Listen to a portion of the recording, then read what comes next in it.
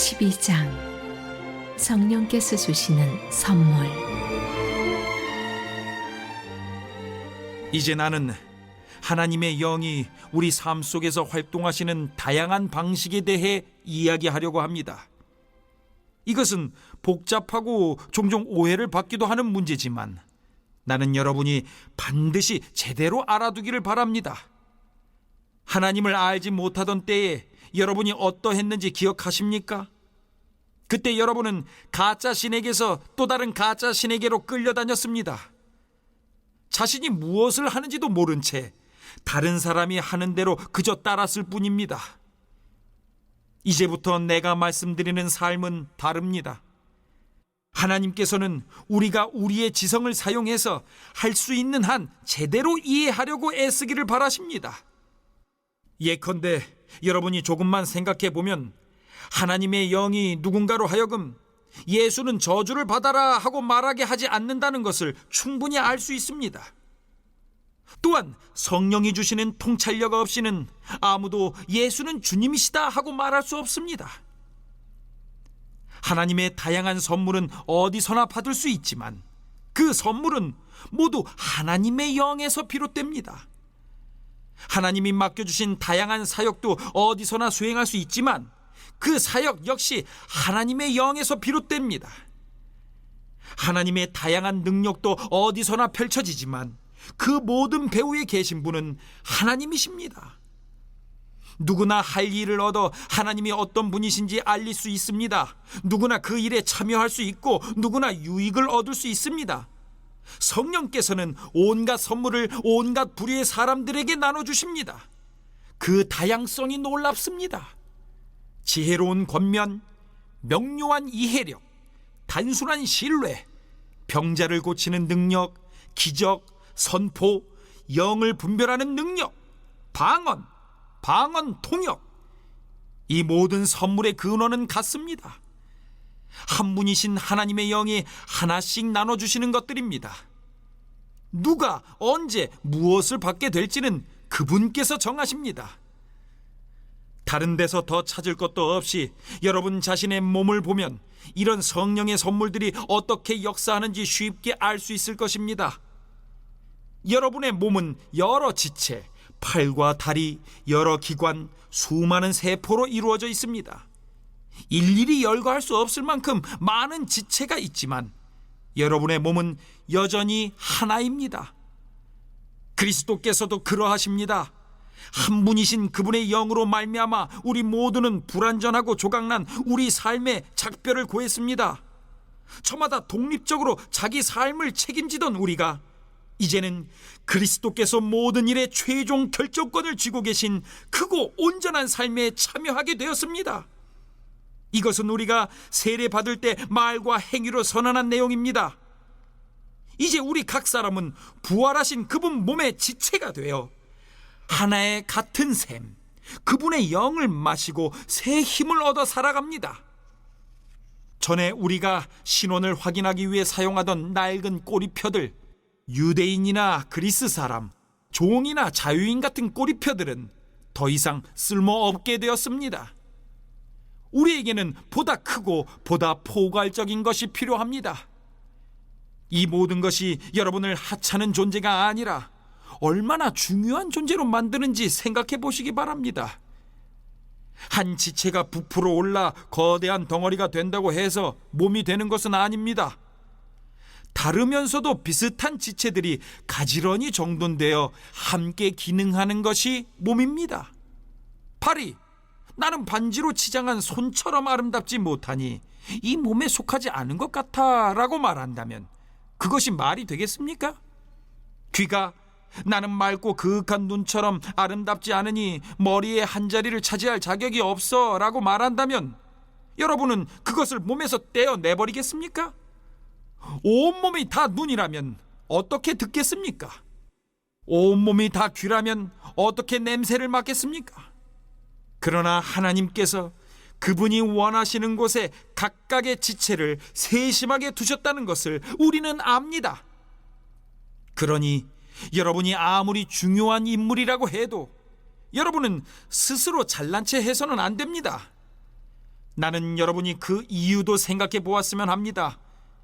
여러분이 그처럼 중요한 것은 여러분이 몸의 한 지체이기 때문입니다. 눈만 엄청나게 크거나 손만 거인처럼 크다면 그것은 몸이 아니라 괴물일 것입니다. 우리 몸은 여러 지체로 이루어진 한 몸입니다. 우리 몸의 각 지체는 알맞은 크기로 알맞은 자리에 있습니다. 어떤 지체도 자기 혼자서는 중요하지 않습니다. 눈이 손에게 꺼져버려, 나는 네가 필요치 않아 라고 말하거나, 머리가 발에게 너는 해고야, 네가 할 일은 없어 하고 말하는 것을 상상할 수 있겠습니까? 사실 우리 몸은 정반대의 방식으로 움직입니다. 약한 지체일수록 더 필수적이고 요긴합니다. 예를 들어 우리는 한쪽 눈이 없어도 살 수 있지만 위가 없으면 살 수 없습니다. 여러분과 관계된 여러분 몸의 지체라면 눈에 보이거나 가려져 있거나 강하거나 약하거나 하는 것이 중요하지 않습니다. 여러분은 각각의 지체를 비교하지 않고 오히려 있는 그대로 존귀하고 소중하게 여길 것입니다. 굳이 편을 든다면 강한 지체보다는 약한 지체에 더 관심을 기울일 것입니다. 윤기 나는 머리카락과 튼튼한 위장 중에서 하나를 택하라면 여러분은 튼튼한 위장을 택하지 않겠습니까? 하나님께서 우리 몸을 설계하신 방식이야말로 우리가 교회를 이루어 함께 살아가는 삶을 이해하는데 적합한 모형입니다. 우리가 언급한 지체이든 그렇지 않은 지체이든, 눈에 보이는 지체이든 그렇지 않은 지체이든 간에 각각의 지체는 저마다 다른 지체를 의지합니다. 한 지체가 아프면 다른 모든 지체도 그 지체의 아픔과 치료에 동참합니다. 한 지체가 잘 되면 다른 모든 지체도 그 지체의 풍성함을 누립니다. 여러분은 그리스도의 몸입니다. 그것이 여러분의 참모습입니다. 여러분은 이것을 잊어서는 안 됩니다. 여러분 자신을 그 몸의 지체로 인정할 때에야 비로소 여러분이 지체인 것이 의미가 있습니다. 하나님께서 그분의 몸이신 교회 안에 세우신 여러 지체 가운데 여러분이 잘 아는 지체는 다음과 같습니다. 사도, 예언자, 교사, 기적을 행하는 사람, 병을 고치는 사람, 도와주는 사람, 조직하는 사람, 방언으로 기도하는 사람. 이제 그리스도의 교회가 온전한 하나의 몸이라는 것이 분명하지 않습니까? 한 지체만 비정상적으로 커진 것은 그리스도의 교회가 아닙니다. 사도만 있는 교회, 예언자만 있는 교회, 기적을 행하는 사람만 있는 교회, 병 고치는 사람만 있는 교회, 방언으로 기도하는 사람만 있는 교회, 방언을 통역하는 사람만 있는 교회, 그런 교회는 그리스도의 교회가 아닙니다. 그런데도 여러분 가운데 몇몇 사람은 이른바 중요한 지체가 되겠다고 계속 경쟁하더군요. 그러나 나는 이제 여러분에게 훨씬 나은 길을 제시하려고 합니다. 성령과 우상, 삼위 하나님과 은사, 한 성령과 다양한 은사에 대해 묵상해 보시기 바랍니다. 1절로 3절에서 신령한 것에 관하여 말씀합니다. 고린도 교회에서 발생했던 분쟁 배후에는 여러 문제가 있었습니다. 영적 지식을 자랑한 자들이 범한 우상 숭배나 가난한 자들을 무시한 부자들의 성만찬 남용은 교회를 분열시키는 원인이 되었을 뿐만 아니라 하나님 심판을 받을 수밖에 없는 죄악이었습니다. 바울은 이제 고린도 교회 분쟁 원인이 된 새로운 문제를 지적합니다. 이 문제는 불의, 죄에 관한 것이 아니라 영적 은사에 관한 것이었습니다. 은사는 분명히 좋은 것이고 교회를 세우기 위해 유익한 것인데 분쟁의 원인이 되었습니다. 고린도 교회 성도들은 다양한 영적 은사를 받았는데 그 은사들 중에 어떤 것은 다른 것보다 더 위대하고 중요한 은사라고 생각했습니다. 그들은 한편으로 중요하지 못한 은사를 받았거나 혹은 은사를 받지 못한 자들을 무시했고, 다른 한편으로는 자신의 은사를 자랑하고 드러내고 싶어하는 자들이 교회를 무질서하게 혼란스럽게 만들었습니다. 아마 그들은 방언을 가장 중요한 영적 은사로 생각했던 것 같습니다. 고린도 교회에서 방언은 큰 이슈가 되었고, 따라서 바울은 여러 은사들 중에서 특히 방언을 많이 다루고 있습니다. 고린도 교회 문제는 영적 은사를 받지 못한 것 때문이 아니라 은사를 받은 것 때문에 생겼고, 은사에 대한 잘못된 이해가 혼란과 무질서의 원인이 되었습니다. 따라서 바울은 그들에게 영적 은사에 대한 올바른 이해와 태도를 가지도록 하기 위해서 권면하고 있습니다. 1절에서 신령한 것에 대해서 너희가 알지 못하기를 원치 아니하노니 라고 말하는데, 이것은 영적인 것에 대한 그들의 이해가 잘못되었음을 지적하는 것입니다. 바울은 먼저 은사에 대해서 설명하기 전에 모든 은사 배후에 있는 성령에 대해서 설명합니다. 바울이 설명하는 성령에 대한 이해는 두 가지죠. 첫째, 성령은 말 못하는 우상에게서 벗어나 예수를 주로 고백하게 하는 것입니다.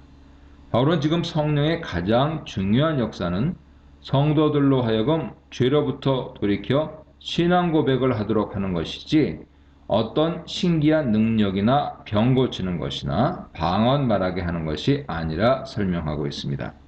바울은 여기서 말 못하는 우상과 말하게 하시는 성령을 비교합니다. 말 못하는 우상은 영적 무지를 가리킵니다. 반면에 말하게 하시는 성령은 진리에 대한 깨달음을 의미하지요. 성령은 성도들에게 분별력을 줍니다. 성령을 받은 자는 할 수 없는 말이 있고 할 수밖에 없는 말이 있습니다. 첫째, 성령 받은 자가 결코 할 수 없는 말은 예수는 저주받은 자라는 것입니다. 이런 말을 하는 자는 그가 성령 받지 않았음을 의미하는 것이죠. 둘째, 성령을 받은 자가 반드시 고백하게 되는 것은 예수는 주시다 하는 말입니다. 예수를 주라고 고백하는 자는 그가 주의 복음에 따라서 생각하고 행동하는 자임을 드러내는 것이죠. 4절로 6절에서 한 성령 안에서 다양한 은사를 말씀합니다. 바울은 이제 성령 사역의 다양성, 통일성에 대해서 설명합니다. 이 단락에서는 여러 가지와 같은이란 단어가 반복 대조되면서 다양성 가운데 있는 통일성을 강조합니다. 4절은 은사의 다양성, 5절은 직분의 다양성, 6절은 사역의 다양성에 대해 설명합니다. 여기서 은사와 직분과 사역이 각각 구체적으로 무엇을 가리키는 것인지 구별하는 것이 중요한 문제는 아닙니다. 8절로 10절에서 성령께서 주시는 9가지 영적 은사에 대해서 나열하고 있는데, 이 중에서 어떤 것이 은사와 직분과 사역에 각각 해당하는 것인지 대충 구별할 수는 있을 것입니다. 그러나 바울이 말하려는 핵심은 영적 은사에 대한 다양성과 통일성을 삼위일체 관점에서 설명하는 것이죠. 같은 성령, 같은 주, 같은 하나님에 대한 언급은 여러 은사와 직분과 사역 배후에 삼위일체가 되시는 같은 하나님이 계심을 강조하는 것입니다. 삼위일체가 되시는 하나님은 다양성 가운데 있는 통일성을 설명하기에 아주 좋은 비유가 됩니다. 성령과 주와 하나님은 각각 구별되지만 동시에 같은 한 하나님이시죠. 마찬가지로 성령께서 주시는 여러 가지 은사도 다양하게 나타나지만 모든 은사는 같은 가치와 목적을 지닌 통일성을 가지고 있습니다. 바울이 특히 은사의 다양성과 통일성에 대해서 강조하는 이유는 고린도 교회 성도들이 가진 은사에 대한 차별적인 이해가 잘못된 것임을 지적하기 위한 것입니다. 어떤 은사가 더 우월하다고 하여 그것을 자랑하거나 혹은 모든 성도들이 그러한 은사를 받으려고 노력하는 것은 잘못입니다. 다양한 은사는 모두 필요에 따라 하나님께서 주신 것이죠. 그리스도의 몸인 교회가 온전하게 세워지려면 여러 은사가 모두 필요합니다. 그러므로 모든 은사는 같은 목적을 위해 서로 협력하도록 주신 것입니다. 모든 은사는 같은 하나님께서 주신 것이므로 다양한 은사는 서로 연합하여 하나가 된 몸을 세우도록 상합해야 합니다. 7절로 11절에서 다양한 은사는 공동 유익을 위한 것이라 말씀합니다. 바울은 다양한 은사를 주신 목적이 바로 교회 공동의 유익을 위한 것이라고 7절에서 이렇게 설명합니다. 각 사람에게 성령을 나타내심은 유익하게 하려 하심이라. 여기서 각 사람에게 성령이 나타나심이란 각자에게 주어진 다양한 은사를 가리킵니다. 그러므로 각자에게 주신 은사는 자기 유익을 위해서가 아니라 다른 사람들의 유익을 위해서 봉사하고 섬기도록 주신 것이죠. 모든 성도들의 유익을 위해서 교회는 다양한 은사를 가진 사람들이 필요합니다. 바울은 성령께서 각자에게 주신 다양한 은사에 대해서 나열하고 있습니다. 지혜 말씀에서 시작해서 방언 통역에 이르기까지 9가지 은사를 소개합니다. 여기에 소개된 은사의 순서는 중요도에 따라 나열된 것은 아닙니다. 여러 가지 은사 배후에는 같은 성령과 같은 주와 같은 하나님이 계시다고 강조했던 바울이 각각의 은사를 차별하여 배열했다고는 생각할 수 없기 때문이지요. 지혜의 말씀과 지식의 말씀은 가르치는 은사와 관계되어 있습니다. 그런데 지혜와 지식은 고린도 교회 성도들이 자랑했던 것이었죠. 그들은 세상 지혜에 근거해서 바울과 그의 복음을 배척했습니다. 하지만 바울은 지혜와 지식은 같은 성령께서 주신 것이라 말합니다. 그러므로 고린도 교회 성도들의 지혜와 지식은 바울의 지혜와 지식과 같은 것이어야 합니다. 어떤 사람에게는 믿음의 은사를 주셨습니다. 믿음은 모든 성도들에게 주어진 공통적인 것인데 그것을 은사라고 말하는 것이 다소 이상하게 들릴 수 있습니다. 아마 어떤 능력을 행할 수 있는 특별한 믿음을 염두에 두었을 것입니다. 병 고치는 은사와 능력을 행하는 은사는 모두 초자연적인 능력 행함과 관계가 있습니다. 바울도 이러한 능력을 행했는데 그는 그것이 자신의 사도됨의 표시라고 말했습니다. 예언과 영분별과 방언과 통역의 은사에 대해서도 말합니다. 방언의 은사는 바울이 특히 관심을 가진 것인데 14장에서 이에 대해 자세히 설명하죠. 마지막으로 이 모든 다양한 은사는 모두 한 성령께서 각 사람에게 그의 뜻에 따라 나눠주신 것이라고 말합니다. 모든 은사는 같은 성령께서 주신 것이며 은사를 주시면은 각 사람을 향한 성령의 뜻이 있습니다. 각 사람은 각자에게 주신 은사로 인해서 자신을 자랑하거나 과시할 것이 아니라 그 은사를 통해서 각자에게 주신 하나님 뜻을 이루는 데 힘써야 할 것입니다. 뷰틸라이프 김 목사입니다. 고린도전서 12장 12절로 31절입니다. 한 몸으로서 다양한 지체, 다 중요한 지체, 다양한 은사에 대해 묵상해 보시기 바랍니다. 12절로 14절에서 많은 지체로 구성된 한 몸을 말씀합니다. 교회 구성원들이 다양한 계층과 신분의 사람들로 구성되었지만 그들은 모두 연합하여 한 몸을 이루고 있습니다. 이것은 교회의 다양성 가운데 있는 하나됨을 강조하는 것이죠.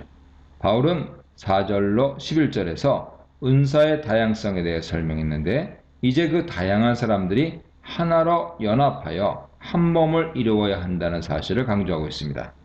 이것은 교회 분쟁과 파당에 대해서 지적했던 11장 내용을 상기시키죠. 다양한 사람들이 모여있는 곳에는 분쟁, 당이 생기기 쉽습니다. 바울은 교회의 하나됨을 강조하기 위해서 교회를 그리스도의 몸에 비유하고 있습니다. 한 몸에는 여러 지체들이 있지만 그들은 서로 분쟁하지 않죠.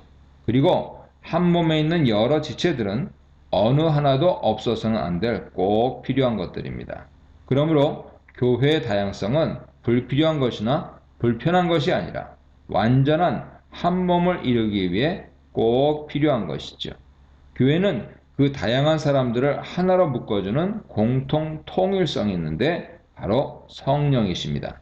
그러므로 유대인이나 헬라인이나 자유자나 종이나 모두 한 몸이 되도록 하기 위해 같은 한 성령으로 세례를 받았고 한 성령을 마시게 했습니다. 한 몸과 한 성령에 대한 언급은 교회가 정신적으로 육체적으로 하나됨을 상징하죠. 교회 성도들은 다양한 생각과 은사를 가지고 있지만 그 모든 다양성은 같은 한 목적을 지향하고 같은 한 뜻으로 움직여야 합니다. 한 몸에 대한 바울의 강조는 다양한 신분과 사상을 가진 성도들로 인해 분쟁과 편당이 있는 고린도 교회에 매우 적절하고 필요한 메시지였습니다. 15절로 20절에서 지체의 다양성을 말합니다. 바울은 몸의 지체를 의인화해서 교회 구성원들의 다양성에 대해 설명합니다. 교회 구성원의 다양성을 강조하는 요점은 두 가지입니다. 첫째, 각 지체의 존재와 위치는 개인 선택에 따라 결정된 것이 아니라 하나님 뜻에 따라 주어진 것입니다. 발이 스스로 손이 아니라고 하여서 몸에서 벗어날 수 없고 손도 마찬가지죠. 귀가 눈이 아니므로 나는 몸에 붙어 있지 않다고 해도 그렇게 될 수 있는 것이 아닙니다. 발이나 귀가 손이나 눈이 아니라고 해서 몸에서 떨어지려고 한다는 것은 아마 교회 구성원들 중에 자신이 받은 은사가 다른 사람 것보다 못하다고 생각해서 불평하는 자들을 향한 메시지일 것입니다. 반면에 21절 이하에서 눈이 손들어 너는 쓸데없다 라고 말하는 것은 자신의 우월감으로 다른 사람들을 업신여기는 자들을 향한 메시지라 생각됩니다. 그러나 각자에게 주어진 은사는 개인 기호에 따라 마음대로 선택하고 결정할 수 있는 것이 아니라 하나님께서 자신의 뜻에 따라 각자에게 주신 것입니다. 은사의 다양성은 교회를 완전한 몸과 같은 유기체로 만들기 위한 하나님의 계획에 따른 것이죠. 둘째로, 모든 은사는 각자의 가치와 필요를 가지고 있습니다. 은사 중에 어떤 것은 우월하고 어떤 것은 열등하다고 차별하는 것은 잘못된 것입니다. 모든 은사는 하나님께서 각자에게 주신 것으로서 자신에게 가장 합당하고 소중한 것으로 간주해야 합니다.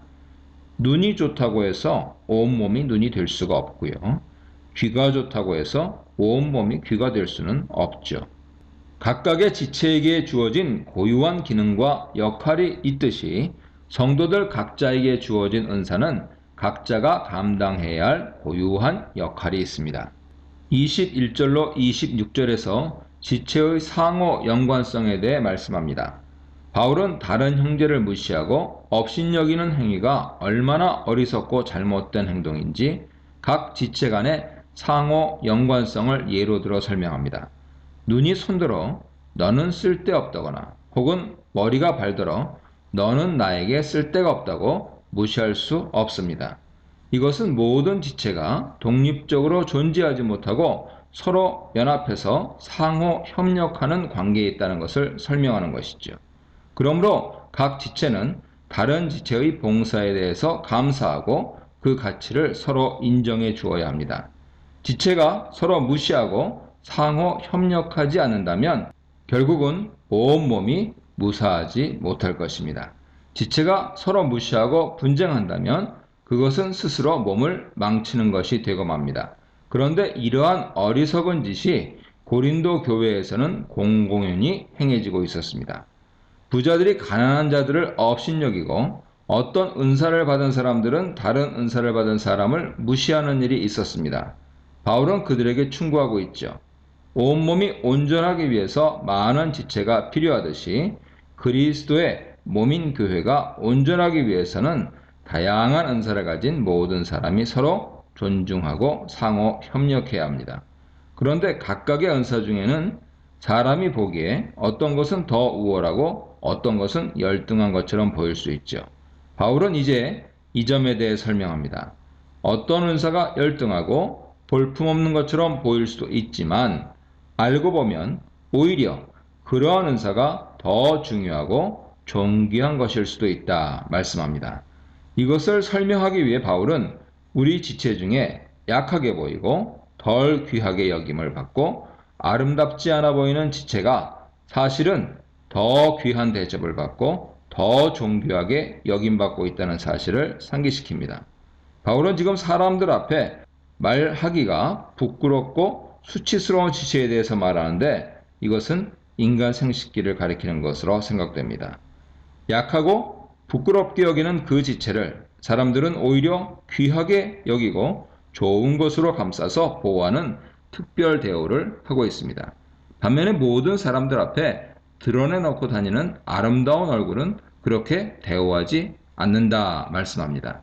각 지체를 대하는 인간의 이러한 태도를 통해서 말하려는 바울의 의도는 성도들 중에 약하고 가난하여 볼품없는 자들을 강하고 아름다운 자들이 더 소중하게 돌보고 귀하게 여겨 주어야 한다는 뜻입니다. 그것이 그리스도의 몸 된 교회 지체로서 한 지체가 다른 지체에게 행할 마땅한 태도입니다. 바울은 그렇게 하는 것이 교회 분쟁을 없애는 것이라 말합니다. 27절로 31절에서 은사의 다양성을 말씀합니다. 한 몸에 있는 여러 지체에 대한 비유가 은사의 다양성에 대한 설명으로 적용되고 있습니다. 바울은 9가지 각각 다른 은사의 종류를 나열하고 있는데요. 사도, 선지자, 교사, 능력 행함, 병 고치는 은사, 서로 돕는 것, 다스리는 것, 마지막으로 방언에 대해 언급합니다. 나열된 은사 순서에 특별한 의미를 부여할 필요는 없습니다. 어떤 해석자들은 나열된 순서가 은사의 중요성에 따른 것이라 하지만 바울의 의도가 결코 아니죠. 지금까지 다양한 은사들을 차별하는 것에 대해 지적했던 바울이 은사의 중요성을 계급에 따라 배열했다고 생각하는 것은 이치에 맞지 않는 것이 아닙니까? 바울은 단지 교회 안에 있는 은사의 다양성에 대해 설명하고 있을 뿐이죠. 29절 30절에는 모든 사람이 같은 은사를 가질 수 없다고 말하는데 이것은 교회에는 다양한 은사가 다 필요하다는 것을 다시 강조하는 것입니다. 그러나 마지막으로 바울은 더욱 큰 은사에 대해 말합니다. 다른 모든 은사를 동일한 것으로 간주했지만 더 크고 좋은 은사들이 있다고 말하죠. 그것은 앞으로 14장에서 말할 예언의 은사나 가르치는 은사처럼 개인에게 유익에 국한되지 않고 공동체에 많은 사람들에게 영향을 미칠 은사를 가리키면서 바로 12장의 뒤이은 그것이 가능하도록 전제되는 사랑을 지목하고 있는 것입니다.